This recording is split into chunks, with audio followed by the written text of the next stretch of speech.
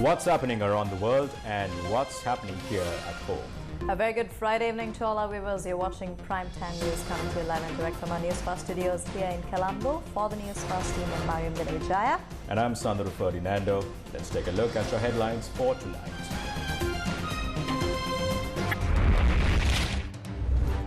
Police sub-inspector who shot at a driver in Narammala remanded. Sri Lanka backs Palestinian independence. West Bank, Gaza, East Jerusalem should be recognized. Economic reform program yielding the first signs of recovery, says IMF. Anru Kumara meets the Mahanayaka Theros.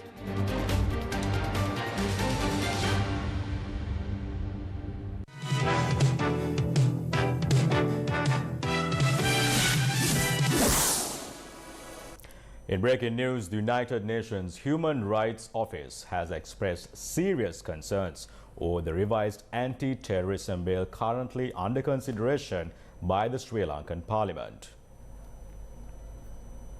The United Nations Human Rights Office in a statement said that Sri Lanka's anti-terrorism bill, intended to replace the Draconian Prevention of Terrorism Act, has been denounced for perpetuating past human rights violations and failing to uphold international standards. Ravina Shamdasani, spokesperson for the UN High Commissioner for Human Rights, stated that the repeal of the PTA should be a turning point for meaningful reform of Sri Lanka's approach to internal security. But this proposed law instead risks perpetuating patterns of violation from the past. The United Nations Human Rights Office said that the bill defines acts of terrorism overly broadly, restricts the scope of judicial guarantees, especially with respect to challenging the lawfulness of detention orders, and curtails the ability of the Human Rights Commission to visit places of detention, among other problematic provisions. It warned that if passed in its current form, the bill would grant excessive powers to the executive to restrict rights,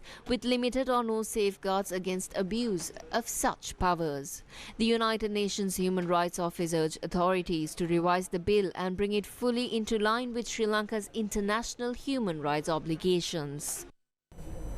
Moving on with other local developments, a sub-inspector of the Sri Lanka Police has been remanded until the 23rd of January following his arrest in connection with the murder of a civilian in Dampalasa Narammala last night.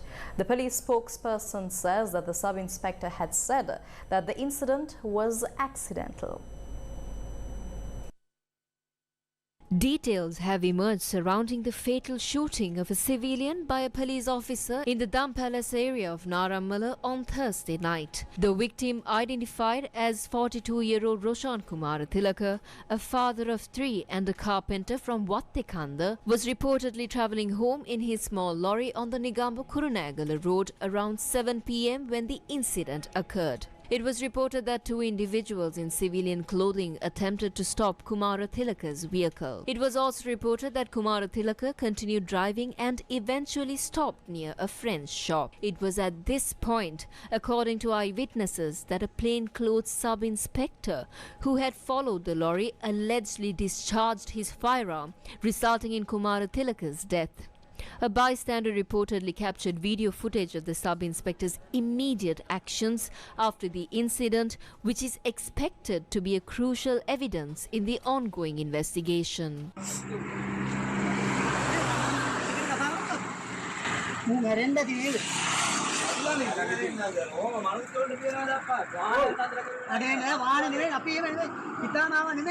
ඉතානාවේ කියන්නේ මේ සත්තු නෙමෙයිනේ බල්ලෝ බලලු නෙමෙයිනේ ඕම මරනවා දප්පා ඔයාලා මාරමලුත්තුනේ නෑ නේ හිතුවේ නෑ හිතන්නේ නැති කියලා බලන්නවද මේ මනුස්සයා කියන්නේ මේ මනුස්සයාගේ දරු කවුද මේ හොරෙක් මඤ්ඤොක් මං අහිංසක මනුස්සයෙක් වේ මේ අහිංසක කතා කරපල්ලා බං වහවල් ගන්න කොල්ලෙක් උඹප්පන් හිතලා නේදකේ එතනමයි නාට්‍යනේ අපි මේ බය ගන්න මෙයා කරේ මගුලේ වුණත් ඈ මල්ලි අපි හිතා කරන්නේ නැහැ අපි හිතන්නේ තුන් දේවල් නේ අහිංසක කරුම නෙවෙයි ඔබලා මැරෙන්න ඔම තරුණ ජීවිත මේ යනවා මේ මරන්න කියන්නේ නේද යාමුදුරනේ ඒ යාමුගේ ඔයා යන්න එපා ඔතන ඉන්න ඔයා යන්න බෑ ඔයා යන්න බෑ ඔයා අඩියක්වත් තියන්න එපා ඔතන වෙඩි තිබ්බා මං එතනම මේ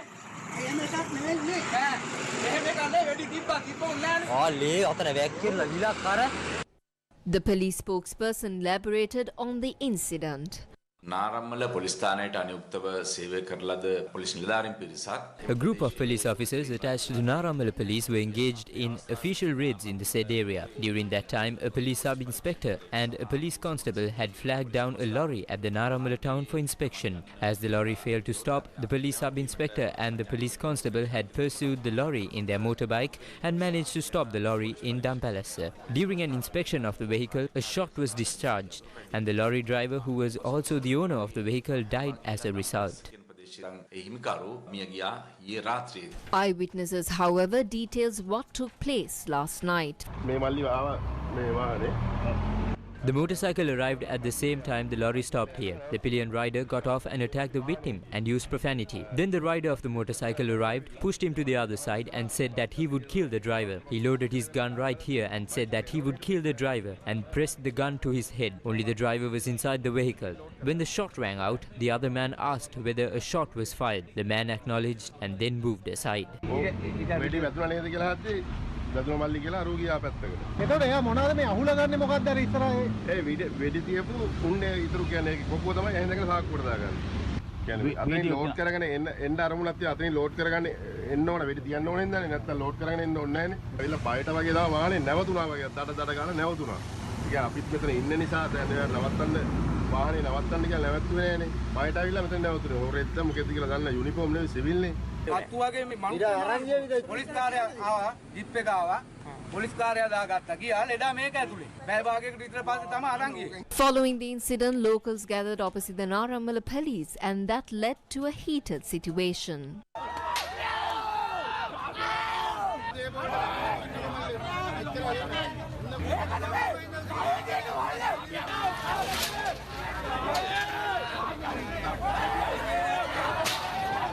Police Special Task Force personnel were also called in for the protection of the police station.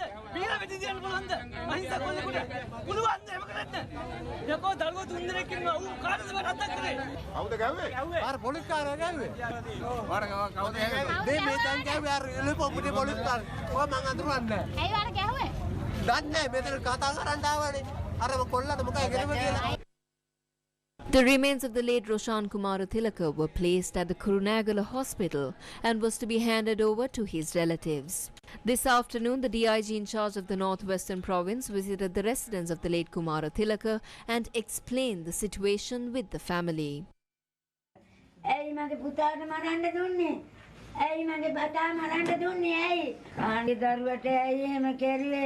ඌ මට ගෙනත් දෙන්න මට ඌට සල්ලි දෙන්න කියන නම් මං සල්ලි දෙන්න. දෙකොල්ලා දැන් මරනවා මට සල්ලි ගෙනත් දෙන්න කිව්වා නම් මං ගෙනත් දෙනවා. මං සල්ලි ගෙනත් දෙනවා මහත්තයා. ඊයේ සිදුණු මේ අවාසනාවන්ත සිදුවීම පිළිබඳව ශ්‍රී ලංකා පොලිසිය Sri Lanka police wishes to express its deepest condolences over this incident. The law will be enforced with 100% transparency and a guarantee of it on behalf of the Sri Lanka police. The manner in which Sri Lanka police would operate when a normal citizen commits such a crime will be executed in this incident as well. I assure that justice will be served for the deceased. The police sub-inspector who was arrested last night was produced to the Kurunegala Magistrates Court. In addition, Sri Lanka police launched an internal investigation into the incident as well.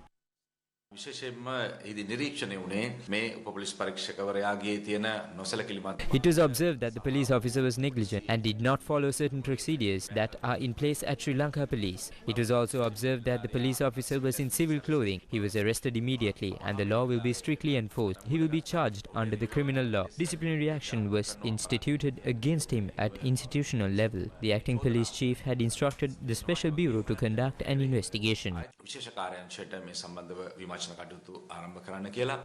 Can a plainclothes officer use a firearm? අවසරයක් ලබාගෙන He can obtain permission under special circumstances. However, in such a situation, a uniformed officer is deployed along with plainclothes personnel. This will allow people to identify them easily. Plainclothes officers are usually accompanied by several uniformed officers. Only plainclothes officers are deployed when it comes to a special situation. Therefore, in such situations, a weapon is used for the protection of the officer. However, in this instance, it was observed that the police officer deviated from those protocols. The Youth for Change organisation commented on the Naramala incident.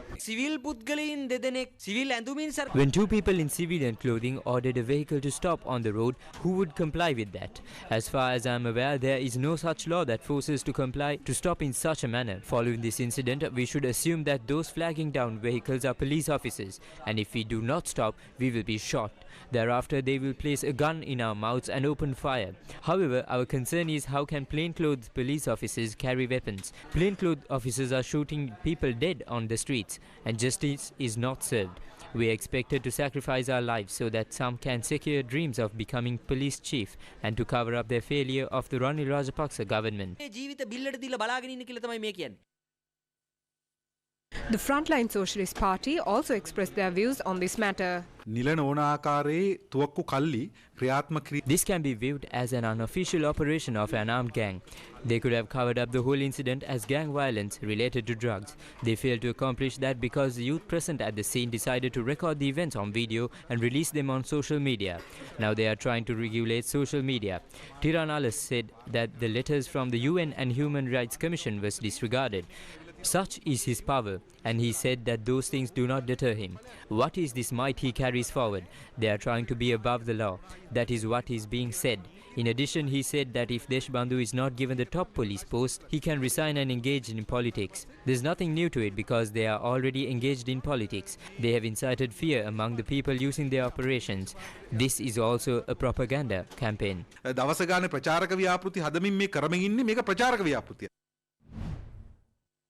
Lawyers for Truth and Justice commented on this matter. What did they do before concluding the investigations into the Valigama incident? They compensated the deceased official with 4-5 million rupees.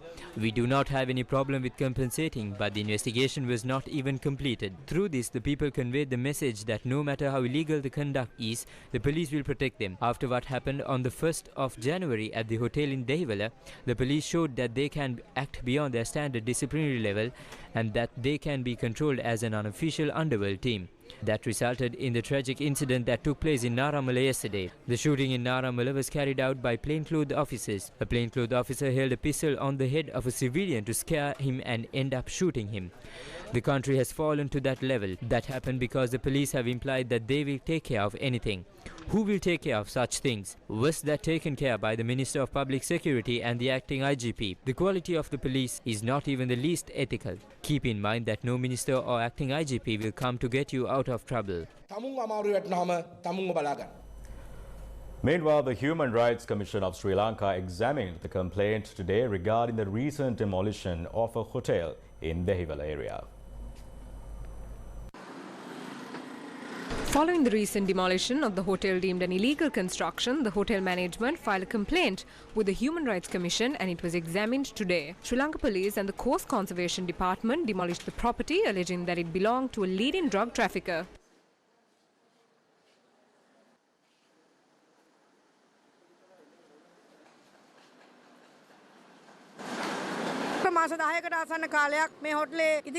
The hotel construction lasted for almost 10 months. This was not done in secret.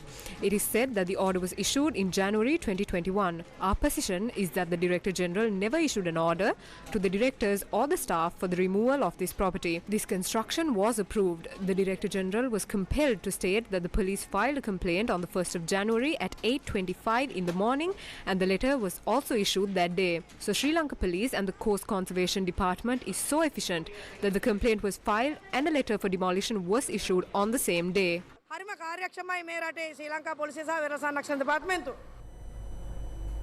The 19th Summit of Heads of State and Government of the Nonaligned Movement opened as the 120-member state movement seeks more influence on global affairs.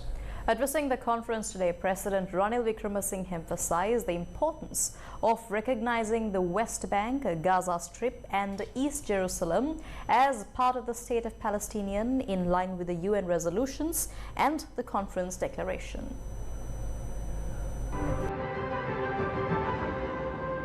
The theme of the 19th Summit of Heads of State and Government of the Non-Aligned Movement is deepening cooperation for shared global affluence. Heads of many states were present and President Ranil Wickremesinghe attended the conference representing Sri Lanka. Ugandan President Yoweri Museveni took office as the chairman of the Non-Aligned Movement for the next 3 years.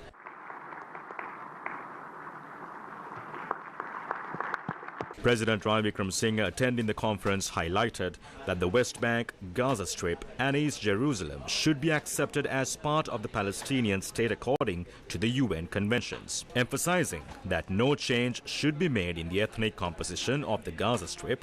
The president said that he would stand for the establishment of a state of Palestine within 5 years. The president pointed out that digital as well as destructive weapons have created a deep inequality between the developing and developed countries of the non-aligned movement. Addressing the conference, President Wickremesinghe also emphasized that these problems should be solved through a strong and united non-aligned movement to create a better world.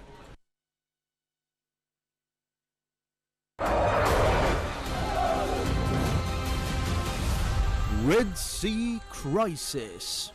Addressing the 19th summit of the heads of statement of government of the non-aligned movement, the president emphasized the importance of recognizing West Bank, Gaza and East Jerusalem as territories coming within the state of Palestine. Earlier in Colombo, he said that a Sri Lankan Navy ship will be deployed to the Red Sea to counter the Houthi rebel attacks. While a Sri Lankan Navy ship stands ready to deploy in support of ongoing operations, there is no official confirmation on its departure date. Meanwhile, President addressed the issue at a non-aligned movement conference on the Palestinian state.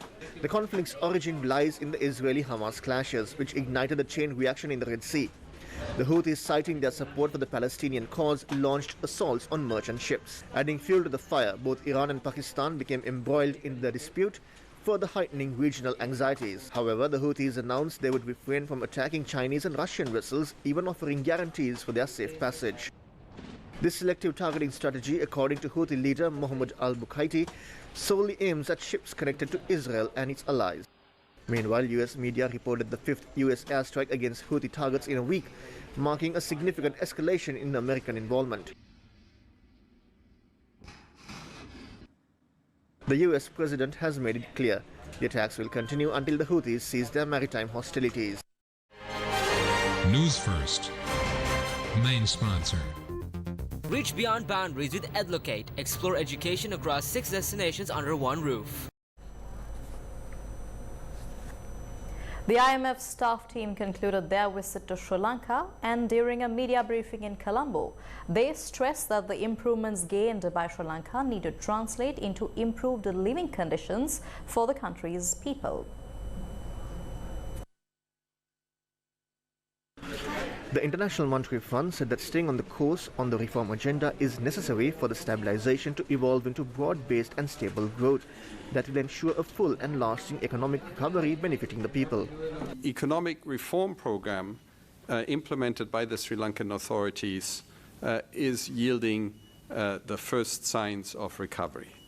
Real GDP recorded positive growth of 1.6% year on year in the third quarter of 2023, which is the first expansion in 6 consecutive quarters.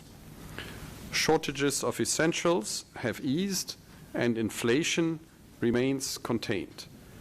Gross international reserves increased by $2.5 billion during 2023, and preliminary data point to improved fiscal revenue collections during the fourth quarter of 2023. However, challenges remain as these improvements need to translate into improved living conditions for Sri Lanka's people. The IMF mission chief also elaborated on meetings with political parties and other groups. From the IMF's perspective, we are of course interested in listening to all parties and get different perspectives from all angles as to what views on economic policy are. We are an inclusive institution, and so it's important for us to have a good understanding of what different economic policy perspectives are. Of what's of interest to us for what happens after an election. Of course, we're also interested in what happens before an election as it is important to adhere to the economic reform program so that Sri Lanka has a chance of emerging from probably its most severe crisis in its history. There are good signs that the program is working, that it is having the intended effect of helping Sri Lanka emerge from the crisis, which takes some time. The IMF hopes Sri Lanka would reach agreements with regard to debt restructuring ahead of the second review of the program. The IMF official also said that Sri Lanka must convert agreements in principle with China Exim Bank into an agreement and also reach an agreement with China Development Bank, which is also a commercial creditor. The authorities have made commendable progress with putting debt on a path towards sustainability. The execution of the domestic debt restructuring was an important milestone. A swift completion of final agreements with official creditors and reaching a resolution with external private creditors remain critical. Having reached agreements in principle with official creditors is an important milestone, and that's the milestone that follows the milestone of having completed the domestic debt operation. So now what needs to be done is to finalize these agreements in principle, or rather to convert them into actual agreements with the official creditors so as to complete that portion of the debt restructuring. And secondly, reach agreements in principle with the commercial creditors, where the bondholders are, of course, a significant proportion. So our understanding is that negotiations are ongoing, proposals are being exchanged, and it is important for that process to continue and be completed as quickly as possible. It's our strong expectation that there would be an agreement in principle by the time of the second review.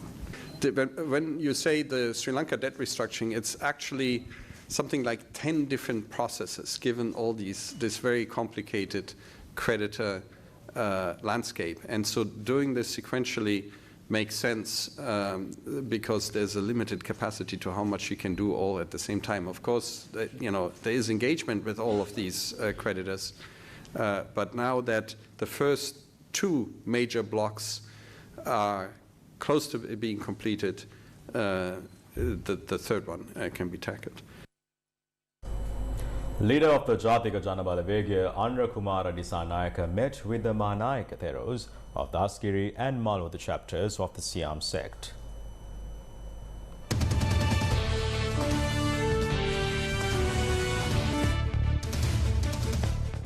Andra Kumara Disanayaka called on the Mahanayaka of the Askiri chapter of the Siam sect, the most venerable Varkagoda Sri Nyanrathan Thero, at the Askiri Mahaviharaya and spoke about the present political landscape.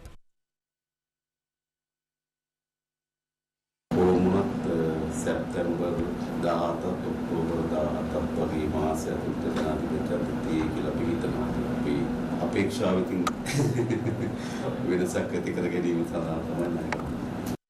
Thereafter, Disanayaka called on the Mahanayaka of the Malwatu chapter of the Siam sect, the most venerable Tibbatuave Sri Siddhartha Sumangala Thera. ගොඩක් ප්‍රතිචාර හොඳයි. පන්සා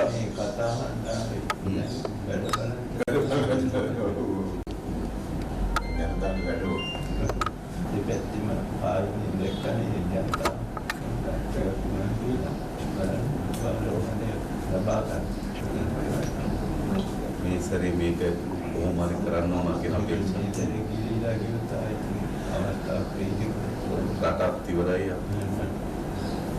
He subsequently expressed his views to the media.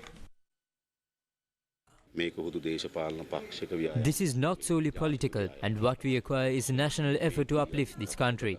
We discuss these matters with the Mahanayaka Theros. The needs of the general public are our needs as well. We believe we can bring about change this year. Did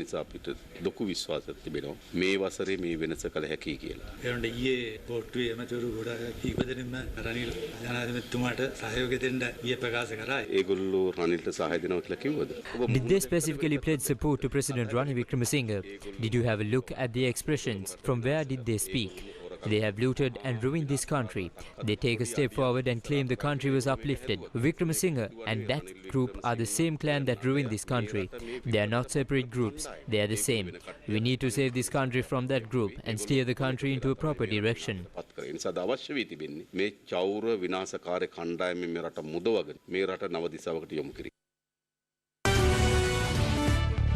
Minister Prasanna Ranatunga expressed his views on the presidential candidate at the Gampaha District Coordinating Committee. We have a leader from our party for the presidential election. The party will take a decision. A leader who can find a solution for the economic crisis must be elected, and not a leader who keeps saying that they will nab the thieves. This country needs a leader who can face the economic crisis. The people of this country have understood that.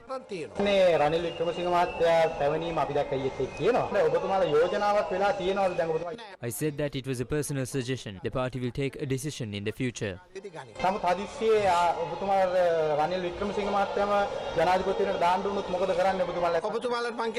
will tell you that the leader who is supporting the SLPP will be the president of our country. Ranil Wickremesinghe has not mentioned if he will contest or not. It is my opinion that we should elect a leader who can recover the economy.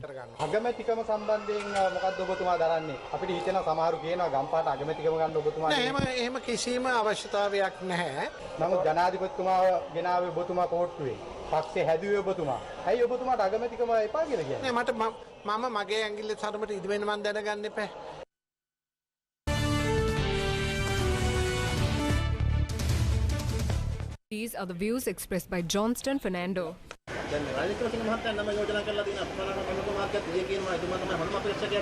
ප්‍රසන්නරන්තු මහත්තයා කීම එක කිසි වරදක් නැහැ. එතුමාගේ පුද්ගලික මතය. ඒක කිසි වරදක් මම දකින්නේ නැහැ. මම පක්ෂය ගන්න තීන්දුවත් I support the decision of the party because I believe one person's opinion doesn't have any power. The candidate from SLPP will surely be the next president. Even though they temporarily took the power, still SLPP is the most powerful political party in this country. They blame the Rajapakshas because they are still powerful. They will not blame them if they are not. I believe the people will take the right decision when the election comes. තව නිවැරදි තීන්දුව අරගනි.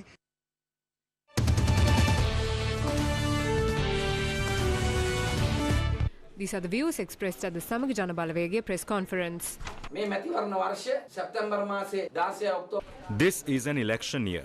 The presidential election needs to take place between the 16th of September and the 16th of October. I say that the general election will be before that because this is the year of the presidential election. We will be starting a fight against this corrupt government that feels nothing but the difficult condition of this country on the 13th of this month with the people of the nation.